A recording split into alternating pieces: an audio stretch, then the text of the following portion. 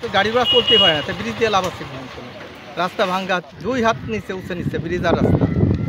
এই ব্রিজের দুই পাশে কোনো মাটি নেই এবং মাটি ভেঙে পুকুরে চলে গেছে।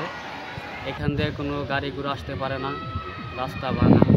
দেখাই যাচ্ছে যে একেবারেই যাতায়াতের অযোগ্য। এখান দিয়ে স্কুলের স্টুডেন্টরা যাওয়া আসা করে এবং আমরা এলাকাবাসী যারা আছি কয়েকটা গ্রামের মানুষ এখান দিয়ে যাতায়াত করতে পারি না। আমাদের এই সড়কটি এবং এই ব্রিজটি যেন অতি দ্রুত সংস্কার করা হয়। সমস্যা হয়, যেমন আমাদের বাড়ি অনেক দূরে, গাড়ি আসতে পারে না, হাইটে আসতে হয়, অনেক কষ্ট হয়। তারপরে ব্রিজে গাড়ি উঠতে পারে না, গাড়ি উঠায় অনেক সমস্যা।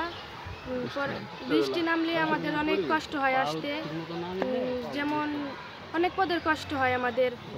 আমরা সরকারের কাছে দাবি জানাই আমাদের ব্রিজের দুই পাশেই রাস্তা ভালো বানায়।